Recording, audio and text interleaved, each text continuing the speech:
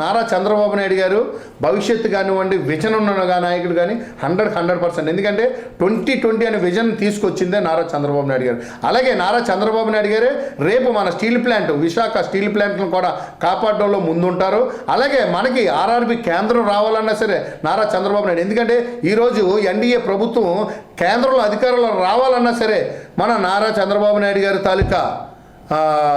కనుసన్నల్లోని నారా చంద్రబాబు నాయుడు గారి తాలూకా మద్దతుతోనే అది కేంద్రంలో కూడా కేంద్ర ప్రభుత్వం ఫామ్ అవుతుంది. ఆ ఉద్దేశంతో ఆంధ్ర రాష్ట్ర ప్రజలు చేసుకున్న అదృష్టం నారా చంద్రబాబు నాయుడు గారు రావడం, నారా చంద్రబాబు నాయుడు గారు అదృష్టం నారా చంద్రబాబు నాయుడు గారితో అవసరంతో కేంద్ర ప్రభుత్వం అక్కడ ఏర్పడడం. అలాగే నారా చంద్రబాబు నాయుడు గారి తాలూకా డిమాండ్స్ ఏవైతే ఉన్నాయో, ఒక రైల్వే రిక్రూట్మెంట్ ఆర్ఆర్బి కేంద్రంగా విశాఖపట్నం, ఒక రైల్వే జోను, అలాగే ఒక విశాఖ స్టీల్ ప్లాంట్ ఏదైతే ఉందో దాన్ని ప్రైవేటీకరణ ఆపడం కానివ్వండి, అలాగే పోలవరం ప్రాజెక్ట్ కంప్లీట్ అవడం కానివ్వండి, అలాగే మళ్ళీ ఆంధ్ర రాష్ట్రానికి ఎన్నో ప్రాజెక్టులు వచ్చే విధంగా ఐటీ కానివ్వండి, అలాగే కర్మాగారాలు అంటే ఒక సిమెంట్ ఫ్యాక్టరీ నాగార్జున బయ్యవరంలో ఉన్న నాగార్జున సిమెంట్ కానివ్వండి, ఇలా ఎన్నో ఫ్యాక్టరీలు రావాలి అని అంటే వీటన్నిటికీ కూడా నారా చంద్రబాబు నాయుడు గారు కంకణం కట్టుకొని పునాది. ఎందుకంటే ఆయన శంకుస్థాపన చేసి ప్రతిదీ కూడా తీసుకురావాలని మనస్ఫూర్తిగా మీకు కోరుకుంటున్నానండి. పరిపాలన అంటే ప్రజలకు మౌలిక వసతులు ఏవైతే ఉన్నాయో, మొదటిగా ముఖ్యంగా ప్రప్రథమంగా మా ఎజెండాలోని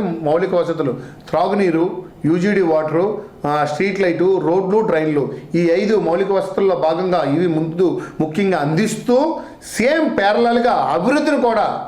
అదే విశాఖ దక్షిణ నియోజకవర్గంలో ఈ సమస్యలు తీరుస్తూ అభివృద్ధి అంటే ప్రజా ప్రయోజనకరమైన బిల్డింగ్లు కానివ్వండి, అలాగే ఏదైనా సరే ఒక కర్మాగారాలు కానివ్వండి, ఒక అంటే ఇక్కడ ఎంప్లాయ్మెంట్ అయ్యే విధంగా విశాఖ దక్షిణ నియోజకవర్గంలో ఎవరైతే యువత ఉన్నారో ఆ యువతకి పనికొచ్చే విధంగా ఒక ఐటీ